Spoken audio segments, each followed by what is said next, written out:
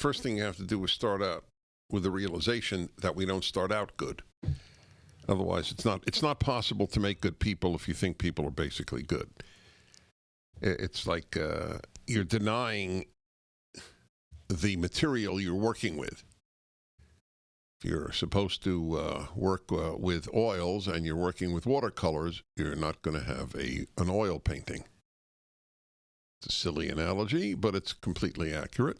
You need to know what you're working with. So the last caller said that that's the way he raised his kids. I have never been a fan of one of his questions, though. You know, I don't. The notion I don't really care. You know, what grades you get as long as I know you've done your best. Well, how do you know when a kid has done their best? Do you know when you've done your best? I don't. I know when I work hard, I've done my best.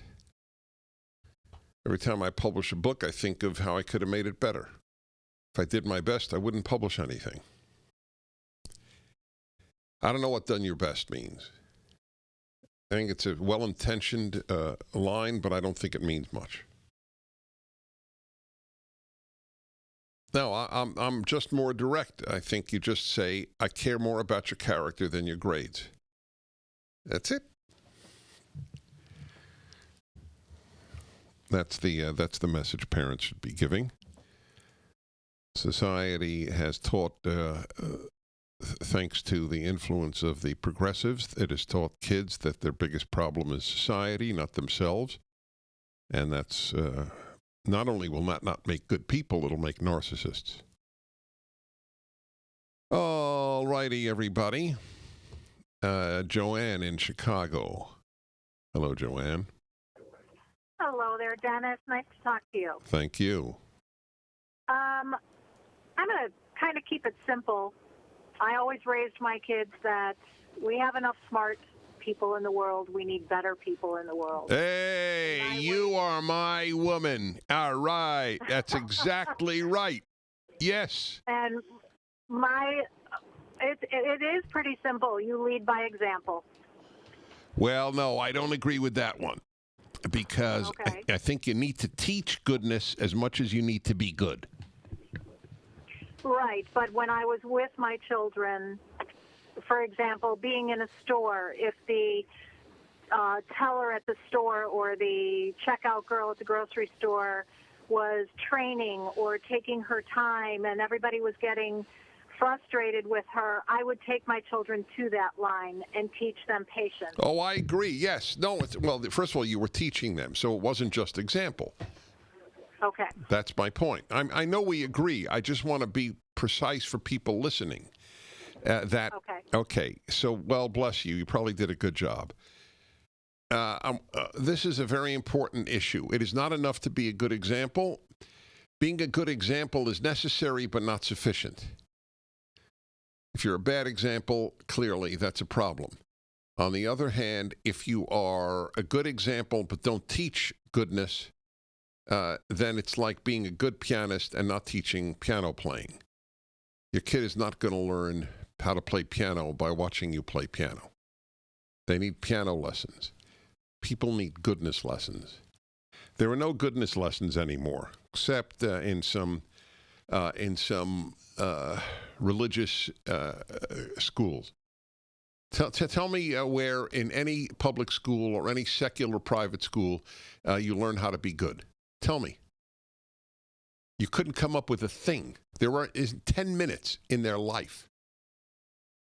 Oh, they're told to combat carbon emissions. That's what goodness is. Fight Trump. That's goodness. See, that's what the left has done. You don't have to be good. You have to fight the right. Then you're good. That's it. All right. And let's see here. Erica in Lancaster, Pennsylvania. Hi. Hi, Dennis. Thanks for taking my call. I know Lancaster, believe it or not. It's a lovely place. I know. No, I know. It's really great. And it's a hub in that area.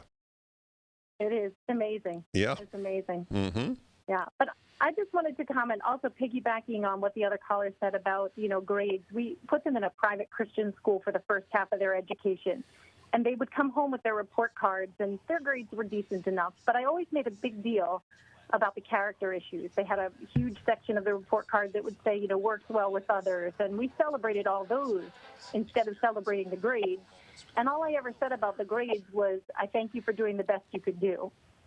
So, because it just wasn't as important to me. And then, the other caller kind of made that point. But the other point that I think one of the things, if I can say we did right with the kids, because we did plenty wrong, was we had them visit elderly when they were young in nursing homes to try to get them others focused. Yes, that's beautiful. That's great. And send them on trips to serve people. They went to Mexico. They went to the mountains down in, Kentucky. But the best trip we did was we took them as a family over to Israel to work with Holocaust survivors. Wow. And I can honestly say my two boys that went with me became men on that trip because they listened to stories of people who have just been through hell and back. That's right. And realized that, those 2 hours that they get on their video games, every few days, and the complaints they had about them kind of weren't warranted. Oh, God, are you great. That is exactly right. You can't be good or happy without perspective. That's what you gave them. The Dennis Prager Show, live from the Relief Factor Pain-Free Studio.